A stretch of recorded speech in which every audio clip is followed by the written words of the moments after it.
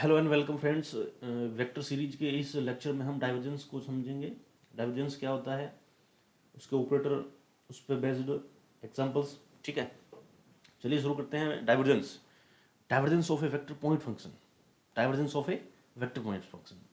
पिछले लेक्चर में हमने देखा था ग्रेडियंट। ठीक है, पिछले लेक्चर में हमने देखा था ग्रेडियंट,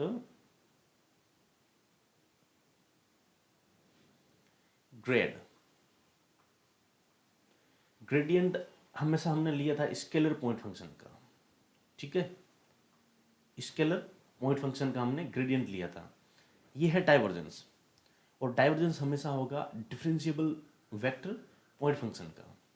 ये होगा वेक्टर पॉइंट फंक्शन का, और ग्रेडियंस ग्रेडियंट होता है स्केलर पॉइंट फंक्शन का। ठीक है, तो सबसे पहले देखते हैं कि इसका notation del dot we.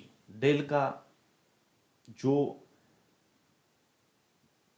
Dot multiplication है वो वेक्टर पॉइंट फंक्शन के साथ है। ठीक है, और उसमें था डेल के साथ स्केलर मल्टीप्लिकेशन।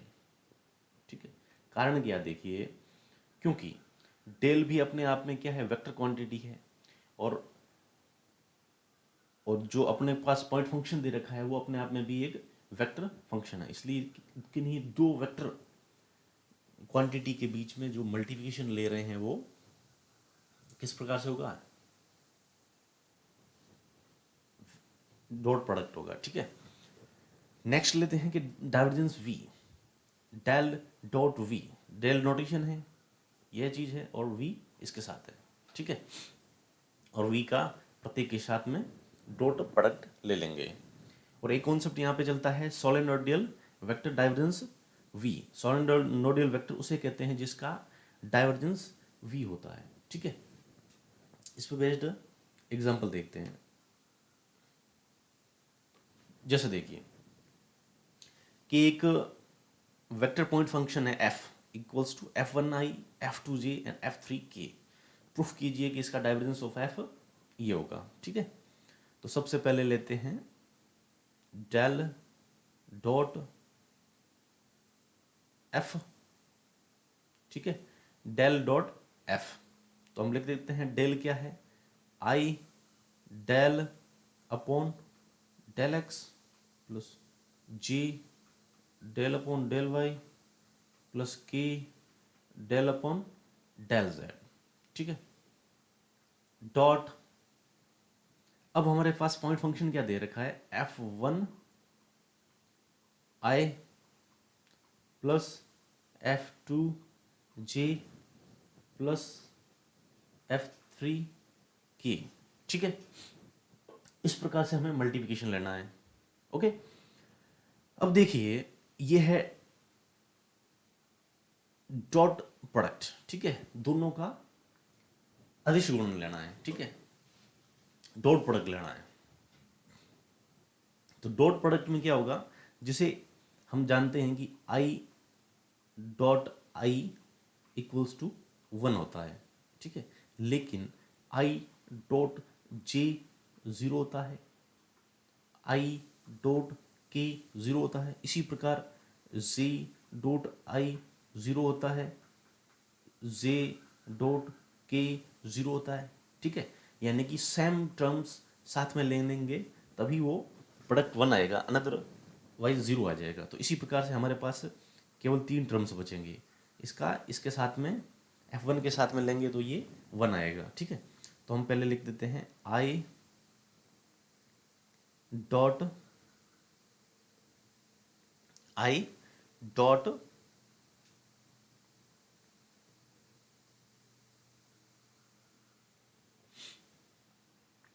ये आ जाएगा अपने इधर I D by D X f1। ठीक है,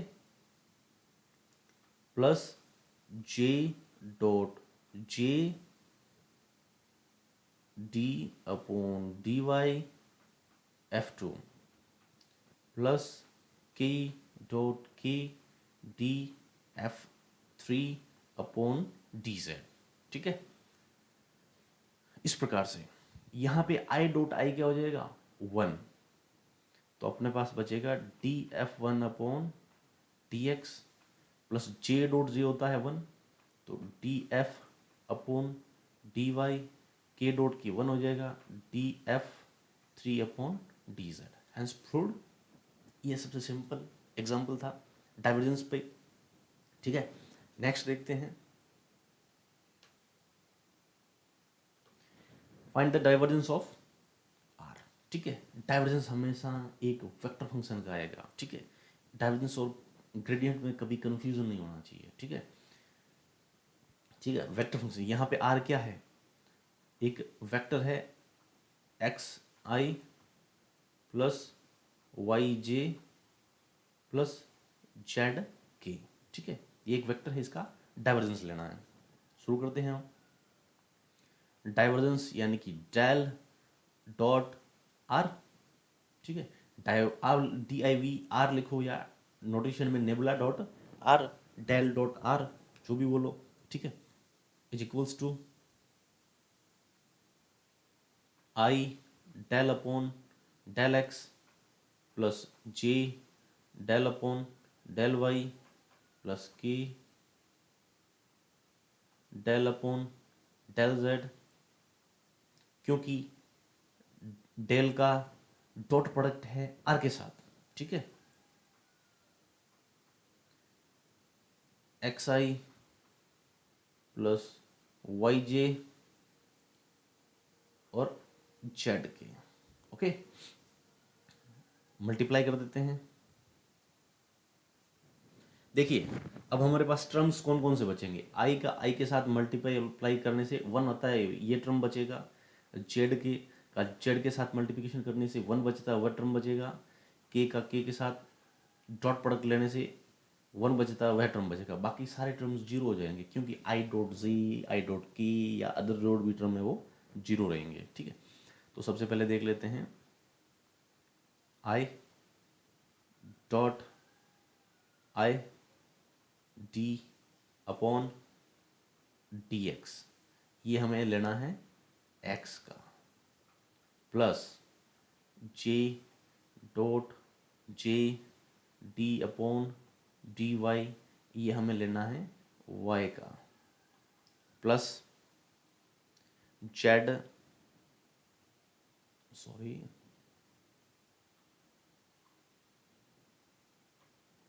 के dot K D Z upon D Z. ठीक है, ये 1 होता है। ठीक है, ये भी 1 होता है और ये भी 1 होता है। ठीक है, हमने जाना है कि यदि f इक्वल्स टू एक्स है तो D F by D x क्या होगा, 1 होगा। ठीक है, और यदि एक्स स्क्वायर होता है तो क्या होता है, 2x होता है। सिंपल डिफरेंशिएशन है। ठीक है, हमारे पास बचेगा आई डॉट आई जे डॉट जे के डॉट के, और हम जानते हैं कि आई डॉट 1 होता है, जे डॉट जे 1 होता है, ये भी 1 होता है, 3। ठीक है, तो इसका अर्थ हुआ कि divergence of R equals to 3। Basic है, सिंपल है, बहुत आसान है, लेकिन शुरुआत में सिंपल क्वेश्चन से ही हमारे दिमाग में डाइवर्जेंस या ग्रेडियंट या कर्ल का कॉन्सेप्ट बिल्डअप होता है। नेक्स्ट एग्जांपल देखते हैं। Find if f equals to X square Y I 2xz plus 2yz K, ये हमारे पास एक फंक्शन दे रखा है, इसका हमें find the divergence f, divergence f find करना है। ठीक है, तो सबसे पहले एकदम रो फॉर्म में ही चलते हैं। Solution del f I D upon D X plus Y D upon D Y plus K D upon D Z dot X square Y I minus 2xz J plus 2yz। Okay,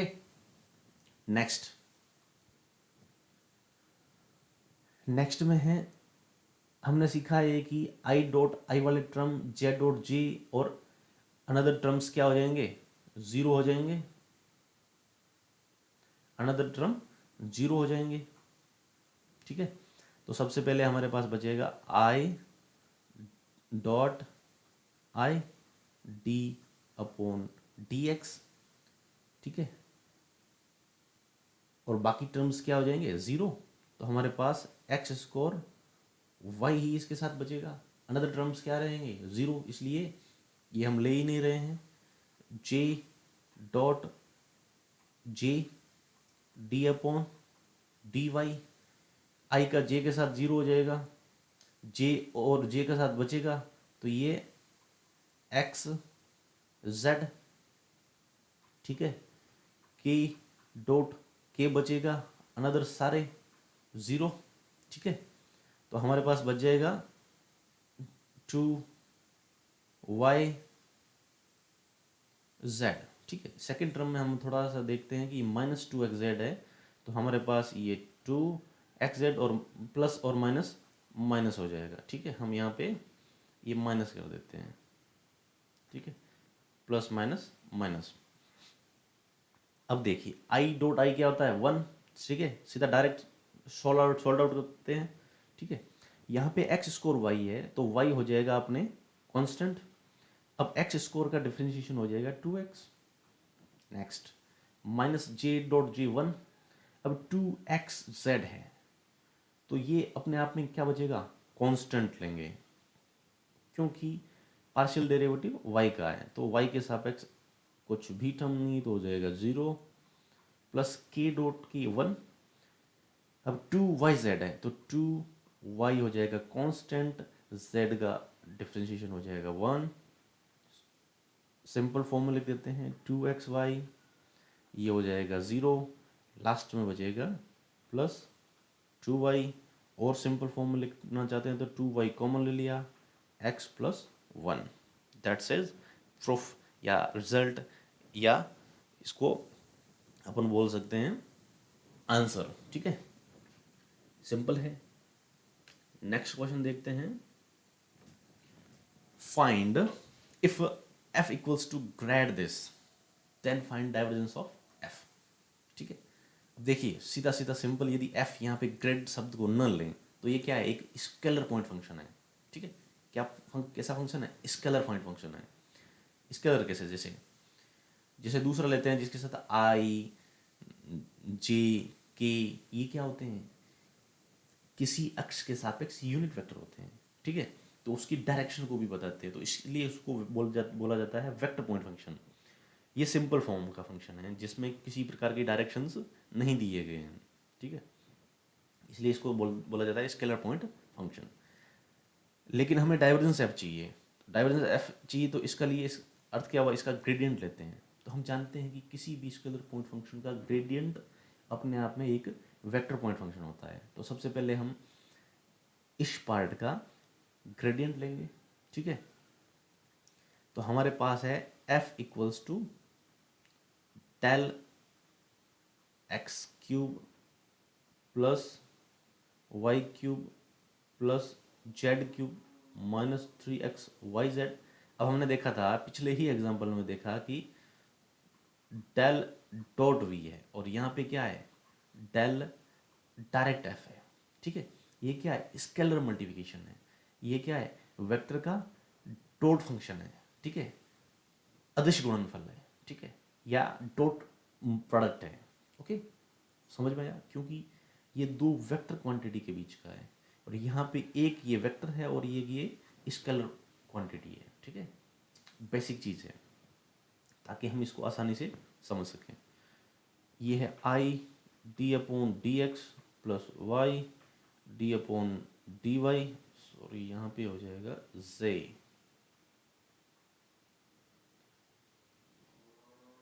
J plus K D Y by D Z bracket. ठीक है, यहाँ पे किसी प्रकार का dot नहीं लगेगा। ठीक है, क्योंकि ये डायरेक्ट स्केलर मल्टीप्लिकेशन है, X cube plus Y cube plus Z cube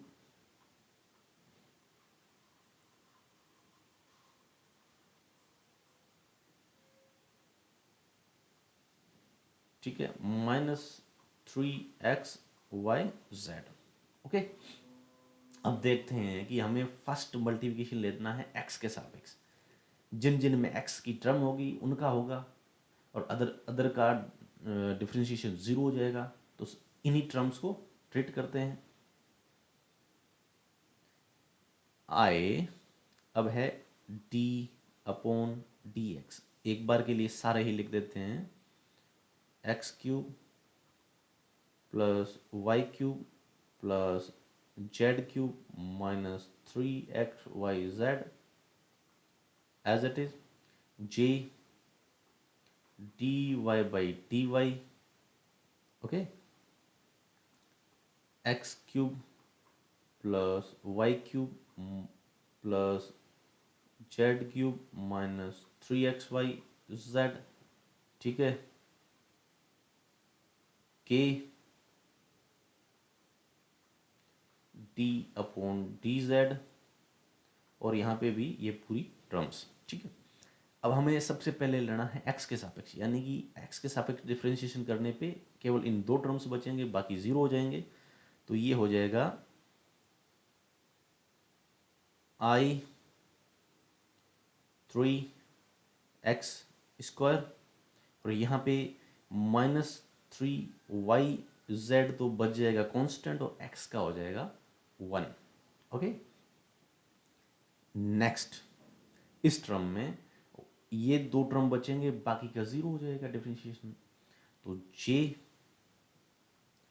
ये बचेगा 3y² minus 3xz as a constant, दूसरे का हो जाएगा 0 प्लस के। z के लिए केवल ये दो टर्म बचेंगे, बाकी के हो जाएंगे 0। 3z² माइनस 3xy तो कांस्टेंट, और z का हो जाएगा 1। इसको थोड़ा सा व्यवस्थित रूप में लिख देते हैं। यदि 3 कॉमन लेना चाहे तो 3 कॉमन आ जाएगा। ठीक है, सबसे 3 बाहर कॉमन ले सकते हैं अपन, और यहाँ बच जाएगा x² minus yz i plus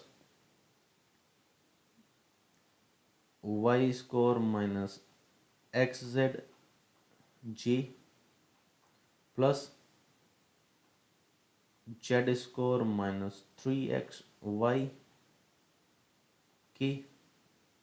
ठीक है, अब हमारे पास ये ग्रेडियंट आ जाएगा, यानी कि अब हमारे पास f मिला है। ठीक है, अब हमें इसका डाइवर्जेंस लेना है। ठीक है, सिंपल फॉर्म है।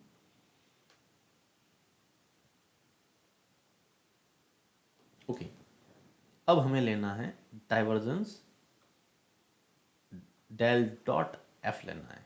ओके, डेल हमारे पास होता है I D upon D X plus J D upon D Y K D upon D Z. ये है डॉट, अंदर ये है अपने पास 3 bracket x² minus yz i। ठीक है, x² minus yz i plus y² minus xz j plus z² minus ये 3 यहाँ ज़रूरत नहीं है क्योंकि कॉमन ले रखा है हमने बाहर। ये बच जाएगा x y k। ओके, अब देखिए पीछे के एग्जांपल में हमने देखा था कि i के साथ डॉट प्रोडक्ट बचेगा, बाकी जीरो हो जाएगा। तो डायरेक्ट इन्हीं टर्म्स को लेंगे और बाकी को इग्नोर करेंगे, क्योंकि जीरो आएगा सोल्ड आउट करने के बाद at least. i dot i D upon D X, ये टर्म बचेगा। ठीक है, हमें लेना है x² माइनस वाई जेड का। Second z dot z D upon D Y, बचेगा y² माइनस एक्स जेड। ठीक है, Y square minus X Z K dot K D upon D Z, ठीक है, बचेगा Z square minus X Y, that's it. अब I dot आई 1 हो जाएगा, पीछे इसका डिफ्रेंशिएशन करना है।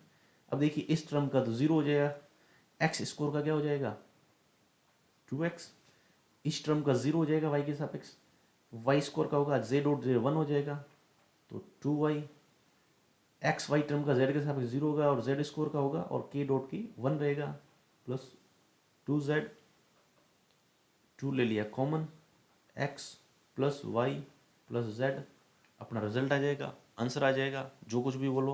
ओके, ठीक है, ये हमारा सॉल्यूशन है। देखिए हम जानते हैं कि हमने देखा कि ग्रेडियंट एफ और हमने देखा है डाइवर्जेंस ऑफ एफ। ये एफ यहाँ पे क्या होता है, एक स्केलर क्वांटिटी है और यहाँ का एफ एक वेक्टर क्वांटिटी है, ठीक है। अब ग्रेडियंट का इस स्केलर क्वांटिटी के साथ एक स्केलर मल्टीप्लिकेशन होता है डायरेक्ट, किसी जैसे हम 2x प्लस वाई जेड का मल्टीप्लिकेशन 3 या k या c जो भी कांस्टेंट है उसके साथ लेते हैं, उसी प्रकार का मल्टीप्लिकेशन है और इसका जो रिजल्टेंट होगा वो वेक्टर होगा। और यहाँ पे क्या है, दो वेक्टर के बीच का डॉट प्रोडक्ट है और इसका रिजल्टेंट होगा वो स्केलर होगा, ठीक है। इस वीडियो में इतना ही, नेक्स्ट वीडियो में हम कर्ल के बारे में समझेंगे। Thank you.